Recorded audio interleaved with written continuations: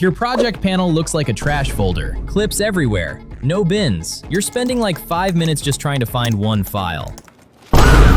Here's how to fix that in literally one click. The old school way, let's be honest, it's a nightmare. You manually create bins, drag clips one by one, and you still forget where the exports go. So first, you need BLINKL.io, the command bar extension that gives you access to File Organizer. If you haven't installed it yet, I'll drop the link in the description. Once it's installed, open BLINKL with Command K or whatever custom shortcut you've set. We're gonna configure your folder structure the way you actually work. Type Settings.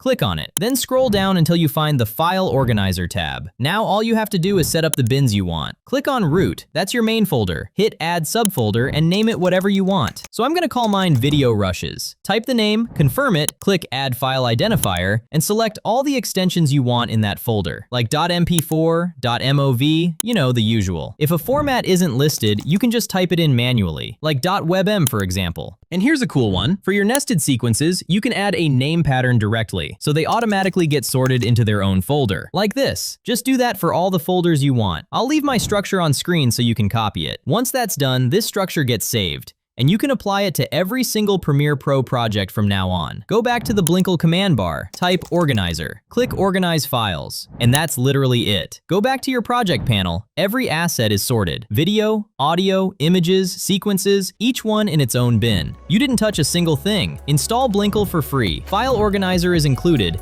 and it's honestly going to change the way you manage projects forever.